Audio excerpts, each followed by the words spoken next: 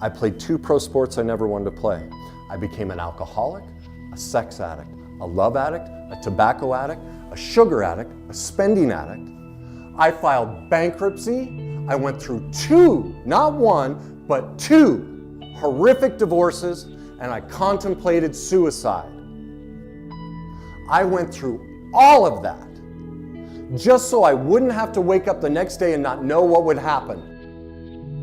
You see, when you feel completely powerless and rejected and inadequate, you have no other choice when no one's taught you about emotions but to turn it inwards and destroy yourself, because you don't know any other way. And what happens when you play the victim? Everybody comes to your rescue.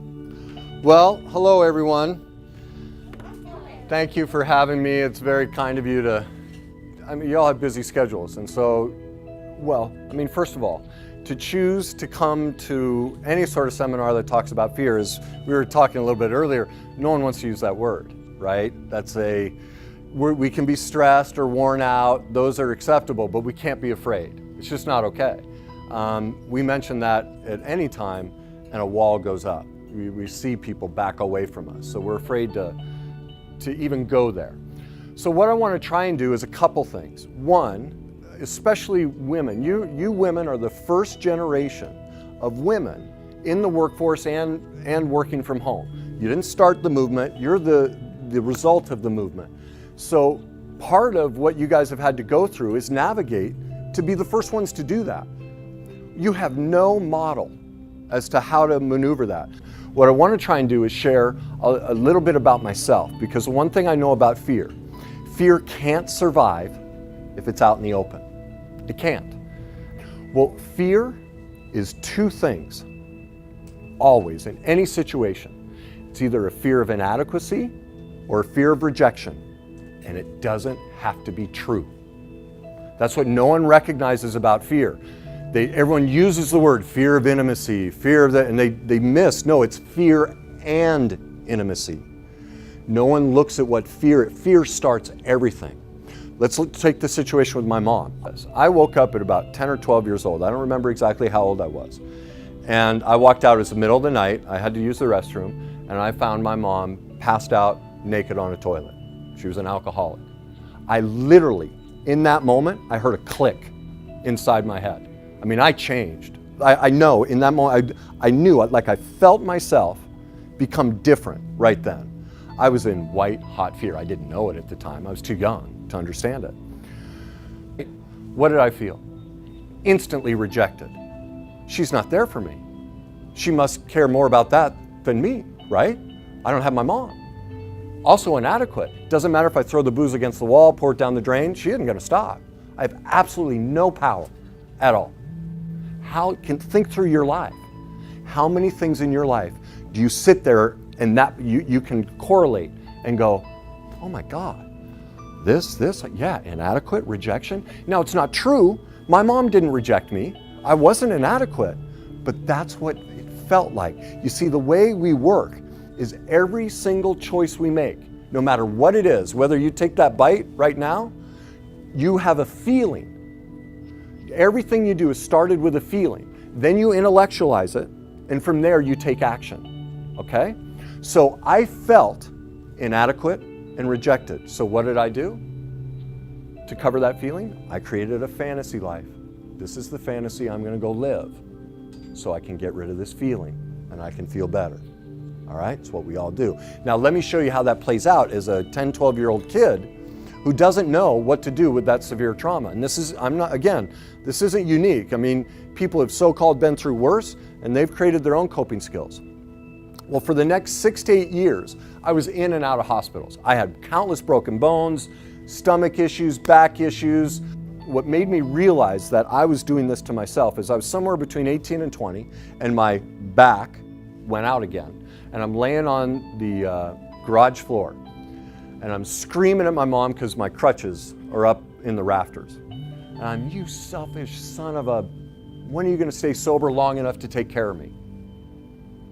As soon as the words, even now, I still get chills. I'm still there on the floor, see myself looking at the garage wall and I just froze and I felt these chills and I went, oh my God. I've been making myself sick and hurt for years to control her drinking. What I realized was that was the one and only time she was ever drunk when I was sick or hurt. You see, when you feel completely powerless and rejected and inadequate, you have no other choice when no one's taught you about emotions but to turn it inwards and destroy yourself, because you don't know any other way. And what happens when you play the victim? Everybody comes to your rescue. My mom stopped her whole life to dedicate it to me. My mom, I want to tell you, when I was sick or hurt, nobody took care of me. Nobody's been taken care of like that. She devoted everything to take care of me. And my dad, the one who was unavailable, every single day, he'd come in home from work and he'd come walking over to me, huge smile, look me right in the eyes. How you doing, big guy? Are you okay? Now that may have been it, but I got it. So you see what I did? Now, from being completely inadequate and rejected, I own that house. It's all about me. I made myself powerful. Did any of your parents ever sit you down and talk to you about emotions? Anybody? No, not a one. And they didn't talk to me either. And no one talked to them. I liken it to this. All of us, this is what we've all been put through. We're given the keys to a Ferrari, our body, our mind, all these different things at the age of 6 years old. And we're literally told, don't you dare dent or scratch it. We can't even see over the dashboard. How the hell could we navigate this? So here we are as adults right now, careers, businesswomen, you guys are running your own businesses, running families. Who taught you anything? Now you had to go to school, you know where Texas is in the Spanish-American War, you know about that, but no one ever said anything about emotion except, don't you dare cry, don't you dare show it, and don't you dare tell it to anybody. People use words to communicate emotions. If you're focusing on what they say, you're missing it. Let me give you an example. Anger. This one we all know, right? Husband gets angry, wife gets angry. Anger at any time, in any form, is pure fear. White hot fear. That person is screaming at you. Two things. Don't you dare find out that I think I might be inadequate in this situation, and by God, don't reject me, don't leave. The only time in a relationship you need to worry that it's over is when they go quiet, because now you don't matter. We only yell at people that matter. We have to, our fear of inadequacy and being rejected by them, we can't be rejected. We have to have them. So we're gonna scream and fight and claw to keep them. Now, if someone's not saying anything to you, you're freaking out and they just, and they never come back to you, because a lot of people, that's one part, that's the opposite of anger, is, you know, that's fight. So you have fight, flight, and freeze. That's the fight portion. The freeze portion is to stand in front of it. That's what I did. I would just, with my dad, he'd yell, and I learned. I'd look right at him, and I'd look over his head, and I'd start counting things. I'd be frozen. I wasn't there. I'd dissociate from the trauma, really, and I'd look right past him. That's the freeze. The flight, the other way I'd do is, I can't do that. I can't, this is too much. I'm out of here. I was overwhelmed by it. It's like, because of all that energy that was stored in me from a kid that I didn't know what to do. And then the other side, the fight, how dare you? Well, you know what that means? How dare me? It's what it always means when someone's yelling at you, is they're yelling at themselves. They're scared to death and they don't know it. But no one taught us that. No one taught us that when we're angry, we see ourselves. We see something in us, but we're afraid to face it because no one taught us how to face it. It's not okay to face it. And so we get angry, we get big, because big is scary and big is controlling, right? When you get big, what happens? You own the room, don't you? I see some of you ladies, there's a little tree going, yeah, he's right, damn it, he got me. Yeah, I do. Oops. It works, right? I mean, what else? I'm not judging you. What else are you gonna do? You have no other idea. You watch someone and go, well, they get big. Hey, look, everyone, I have control. That's the thing. In the inadequacy and the rejection, you're powerless. All of us. Our biggest fear isn't failure, it's success. And the reason for that is we feel so powerless. And so what do we do because of that fear? We fail each and every day, and yet we say, I'm afraid to fail. Because here's the thing. If you aren't living the life you want, you're getting up each and every single day and failing. You wake up just like I did, going, I know I need to do this, but I'm scared.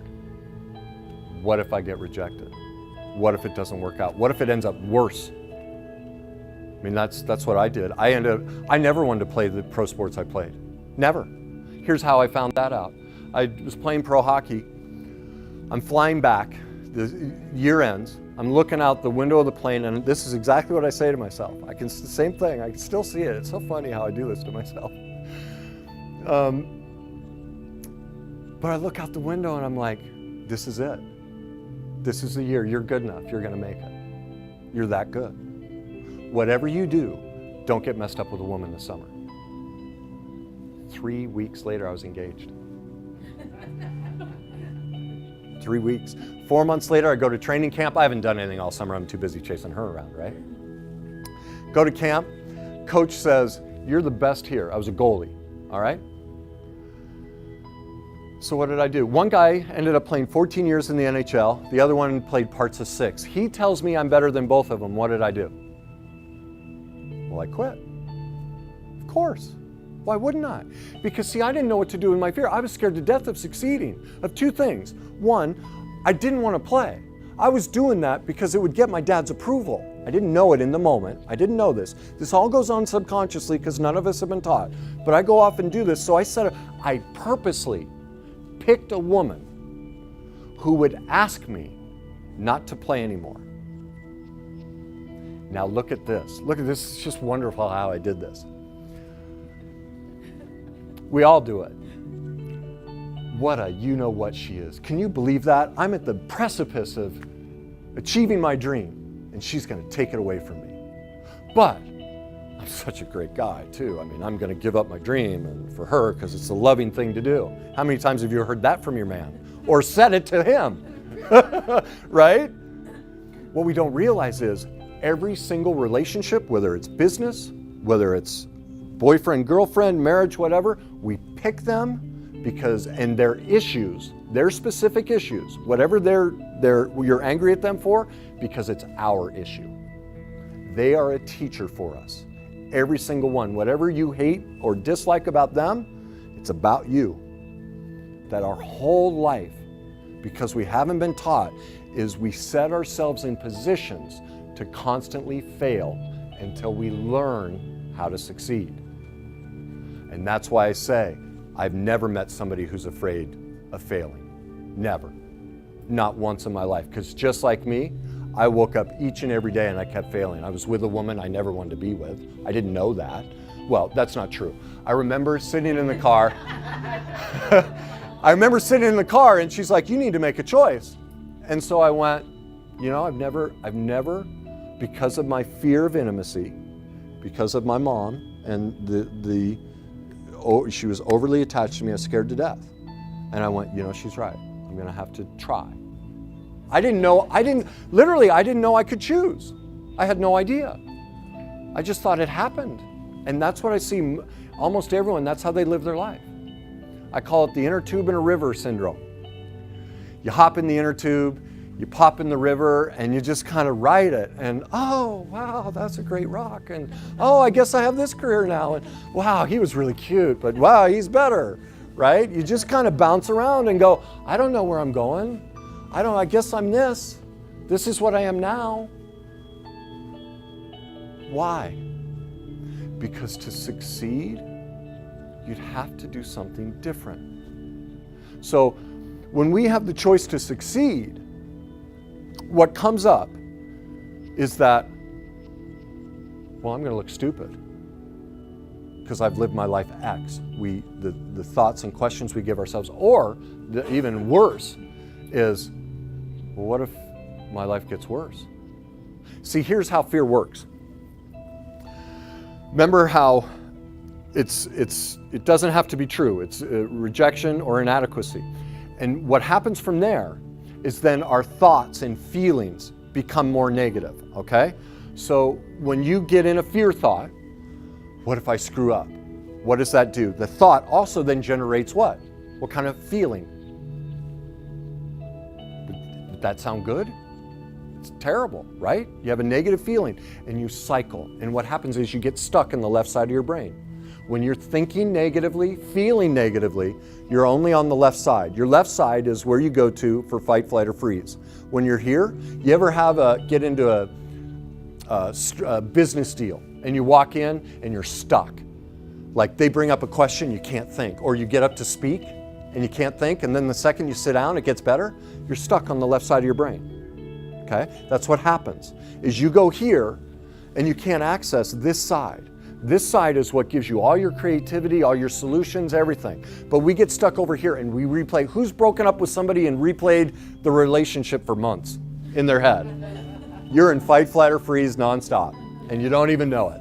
You're right here and you can't get out. Why did God, I'm just in that same situation. You're just stuck there over and over.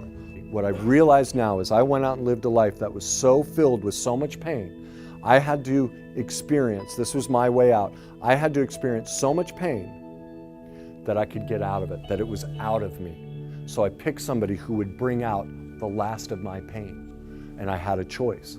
What am I going to do? And I woke up and I went, maybe I'm going to have to go to that voice I've been avoiding, the one that's about success. What does that look like? I don't know. I don't know. And that's what I don't know. And I said, well, let's try it. I woke up the next day, I walked out into my hallway, I'm standing there, I'm like, what do I do? I didn't know, I just started crying. Like I have no idea what to do.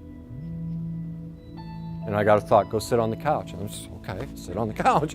And then I heard, go to the gym. So I walked to the gym and then I'm just bawling. I'm like, it's so beautiful, why am I crying? It was peaceful. I didn't know. But here's what I realized is every time I listened to that voice, the voice that back when I was 17, 18 and journal entries throughout my life that was screaming at me to listen to it, just felt this peace, this knowing. I didn't have to be hypervigilant. I didn't have to fix it. I have this saying, let it come to you. It's hard to explain. Some of my clients that I've helped get there, help them cross over to that, they understand it. I learned how to listen to my voice, and that allowed me to help other people find theirs and discover what it is they need in their life.